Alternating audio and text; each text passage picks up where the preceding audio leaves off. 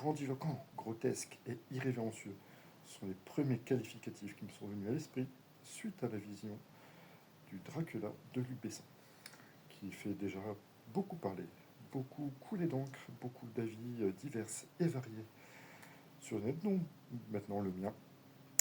Bien sûr, un parallèle est inévitable avec le Dracula de Coppola, paru quand même en 1992, donc en faire une nouvelle version. Bon, c'est une bonne idée, hein, on est quand même bien longtemps après. Le casting inégalable quasiment du Coppola avec Gary Oldman, Winona Ryder, Anthony Hopkins, Keanu Reeves un petit peu discret, on va dire. Avec une ambiance très gothique, donc on va évacuer ça très vite parce qu'on n'y est pas du tout. Luc Besson a vraiment livré sa vision avec donc beaucoup de grandiloquence et très excessif en fait.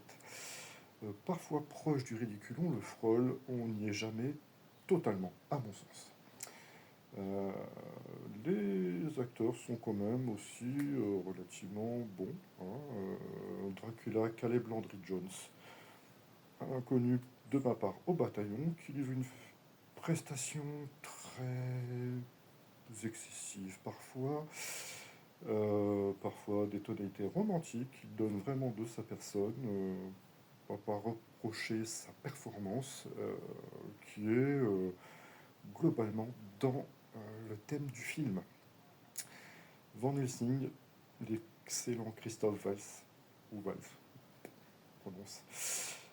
Guillaume de Tonquédec, un prêtre, non, un médecin, pardon.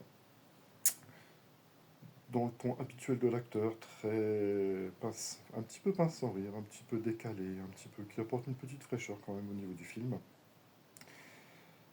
Petit bémol sur Zoé Bleu, que je trouve, enfin, je sais pas, il y a un truc qui colle pas trop, je trouve, au personnage de la promise de Dracula, cette princesse pas accrochée.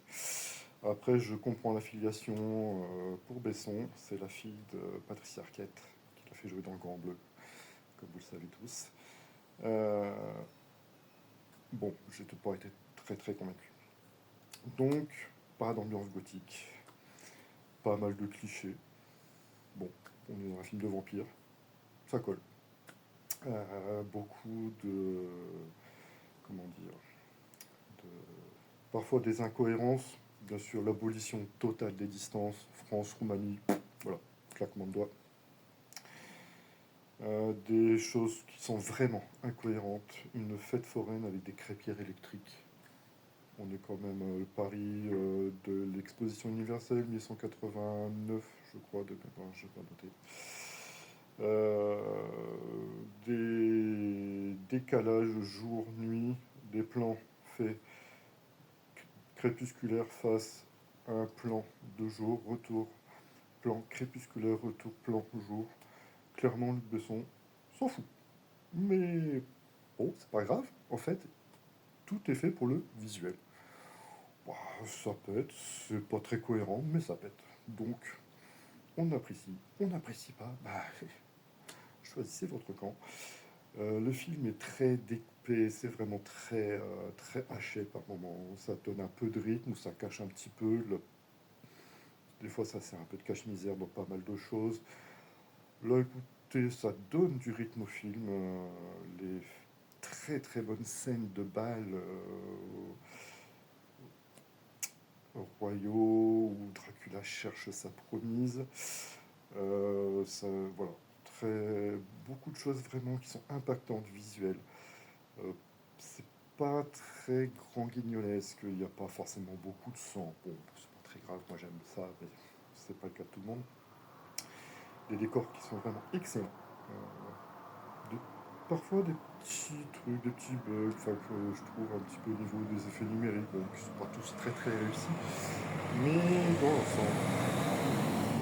dans l'ensemble, c'est vraiment pas mal. Les maquillages aussi sont très très bons. Enfin, voilà, c'est quand même globalement très réussi.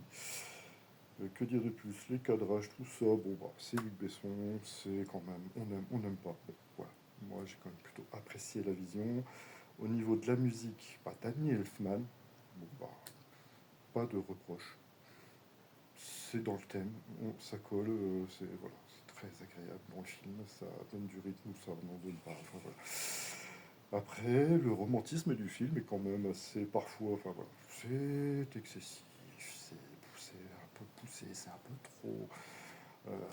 La scène, le passage obligé de l'asile, voilà,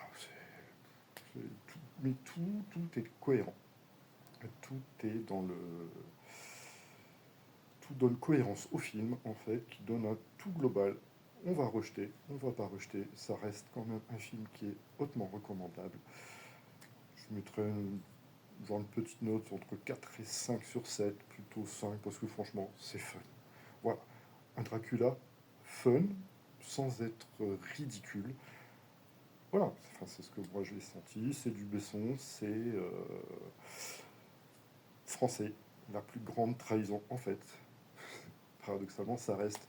Bah, il n'y a pas de Londres en fait. La seule référence, c'est un vague mari qui est descendant de la reine d'Angleterre, dont on s'en fout royalement. Voilà. On est à Paris, pas de Londres, pas de gothique. Et puis en fait, on s'en fout. Franchement, le film, c'est un pur film d'exploitation. Ça marche bien. Il y a du kitsch, il y a de tout. Il y a du décor, il y a de la couleur. Ça bouge dans tous les sens. Vraiment, au niveau de la gestion des foules, c'est vraiment très sympa.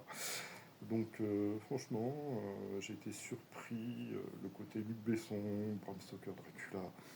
je- voilà, pour moi à la base, ça collait pas forcément très bien. Plutôt dans SF habituellement, hein. Pas que, mais plutôt dans SF ces derniers temps, le père Besson. Bah là, ça marche. Voilà, le film fonctionne. Donc vous pouvez continuer à aller le voir. Faites du plaisir, ça fera plaisir à tout le monde. Voilà, c'était Mark Shift pour les Pics qui brûlent. À bientôt.